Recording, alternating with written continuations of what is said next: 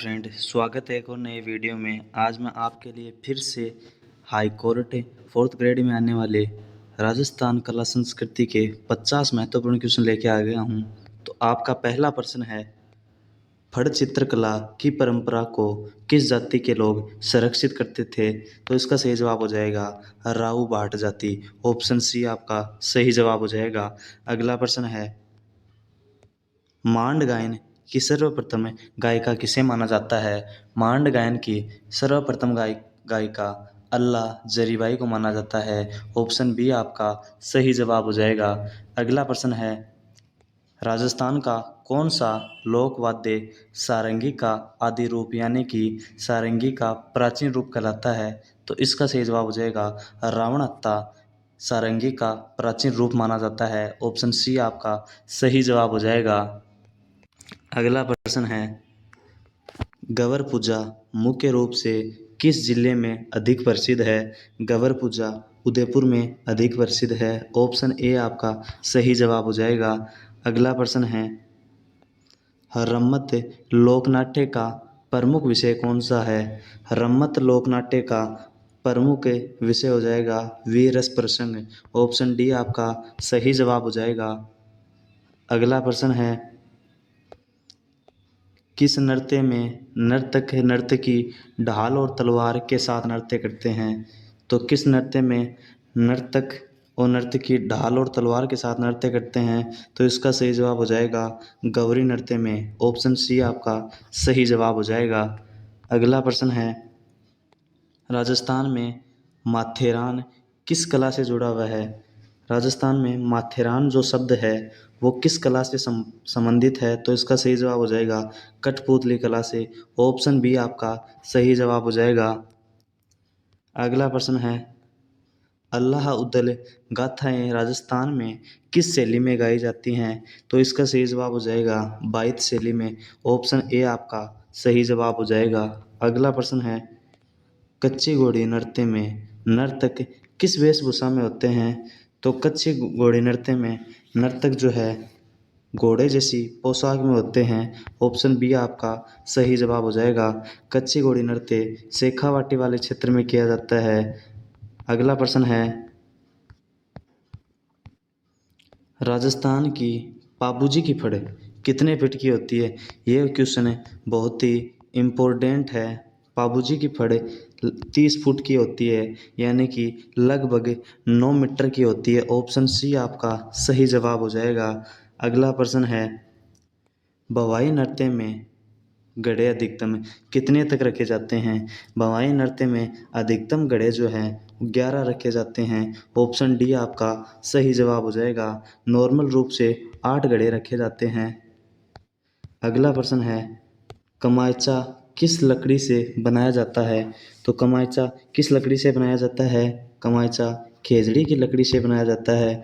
Option B आपका सही जवाब हो जाएगा।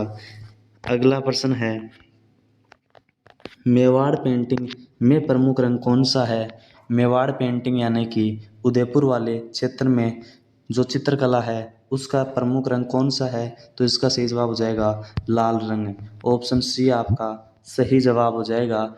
अगला प्रश्न है, बूंदी चित्रशैली में किसका प्रभाव स्पष्ट है? बूंदी चित्रशैली में मुगल शैली का प्रभाव एक स्पष्ट रूप से दिखाई देता है। ऑप्शन ए आपका सही जवाब हो जाएगा।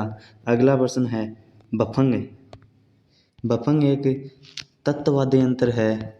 जी हाँ, बफंग एक तत्ववाद्य यंत्र है। वाद्य यंत्र का दूसरा नाम क्या है? जिसका दूसरा नाम क्या है? तो इसका सही जवाब हो जाएगा एकतारा बफंग का दूसरा नाम हो जाएगा। ऑप्शन बी आपका सही जवाब हो जाएगा। अगला प्रश्न है, रामदेव जी की फड़ रामदेव जी की फड़ का वर्णन किस भाषा में किया गया है? तो किस भाषा में किया गया है? डिंगल भाषा में। ऑप्शन ए आपका सही जवाब हो जाएगा। अगला प्रश्न है, राजस्थान की कौन सी लोक कला बंजारा समाज से संबंधित है? कौन सी लोक कला बंजारा जाति या समाज से संबंधित है? तो इसका सही जवाब हो जाएगा पौरी लोक कला बंजारा समाज से संबंधित हो जाएगी। ऑप्शन डी आपका सही जवाब हो जाएगा।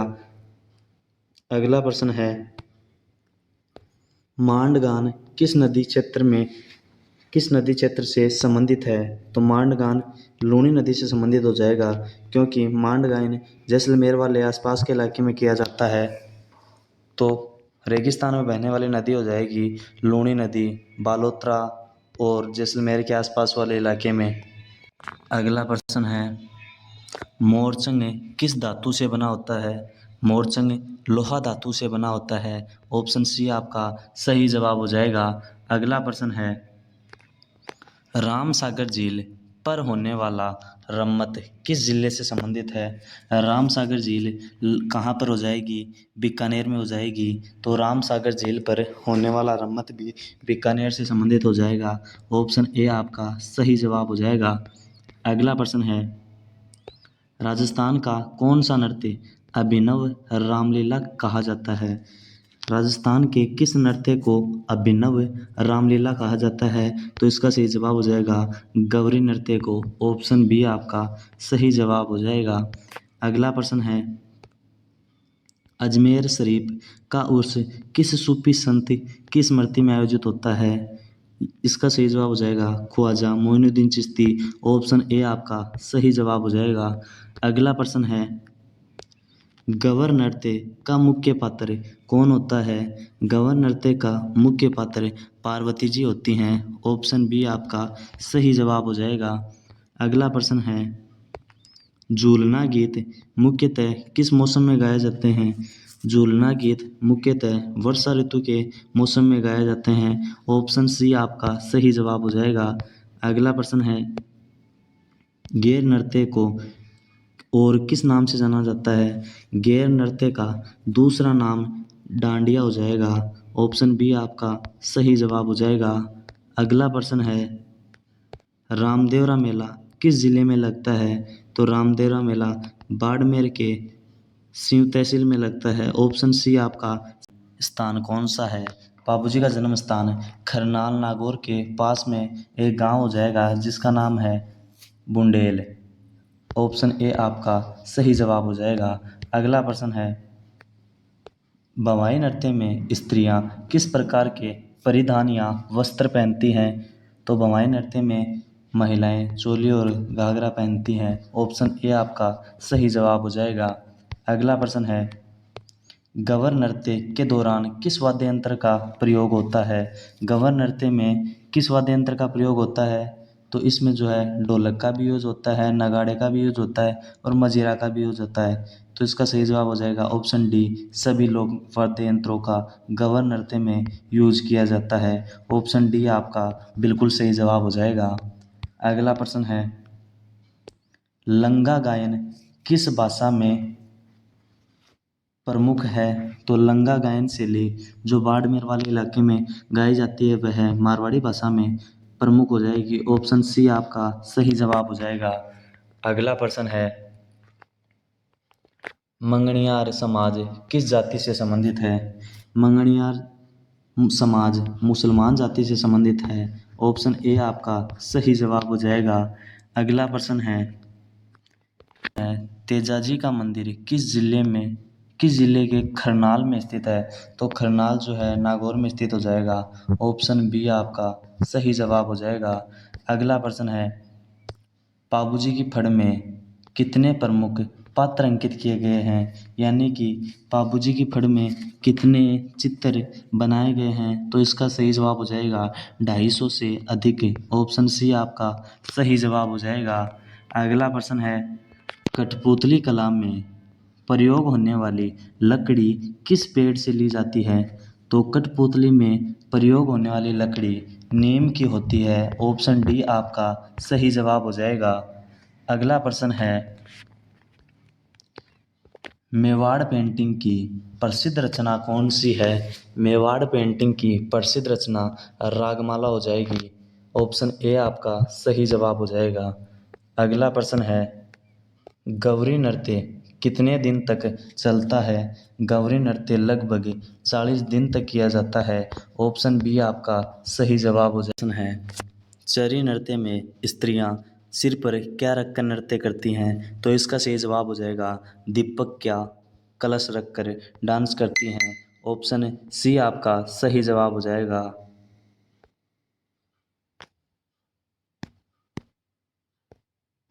अगला प्रश्न है, चरी नृत्य में स्त्रियां सिर पर क्या रख कर नृत्य करती हैं? तो इसका सही जवाब हो जाएगा दीपक वाला कलश रखकर चरी नृत्य में स्त्रियां नृत्य करती हैं। ऑप्शन सी आपका सही जवाब हो जाएगा। अगला प्रश्न है, बवाई का शाब्दिक अर्थ क्या है? बवाई का शाब्दिक अर्थ हो जाएगा भीख। ऑप्शन बी आपका सही जवाब हो जाएगा। अगला प्रश्न है, फड़ चित्रकला के कलाकारों को किस नाम से पुकारा जाता है? फड़ चित्रकला के कलाकारों को जोशी के नाम से पुकारा जाता है। ऑप्शन ए आपका सही जवाब हो जाएगा। अगला प्रश्न है, गैर नृत्य किस पर्व पर किया जाता है? गैर नृत्य होली के अवसर पर किया जाता है। ऑप्शन सी आपका सही जवाब हो जाएगा। अगला प्रश्न है, झूलना किस देवता से संबंधित गीत है? झूलना गीत कृष्ण जी से संबंधित हो जाएगा। ऑप्शन ए आपका सही जवाब हो जाएगा। अगला प्रश्न है, पौरी किस क्षेत्र का नृत्य है? पौरी नृत्य किस क्षेत्र में किया जाता है? तो इसका सही जवाब हो जाएगा कोटा बूंदी या हाड़ौती वाले क्षेत्र में। ऑप्शन ए आपका सही जवाब हो जाएगा।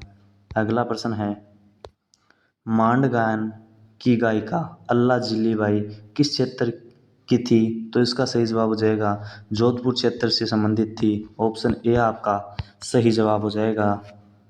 अगला प्रश्न है, बवाई नृत्य की प्रसिद्ध नर्तकी कौन थी? बवाई नृत्य की नर्तकी गुलाबबाई थी। ऑप्शन ए आपका सही हो जाएगा।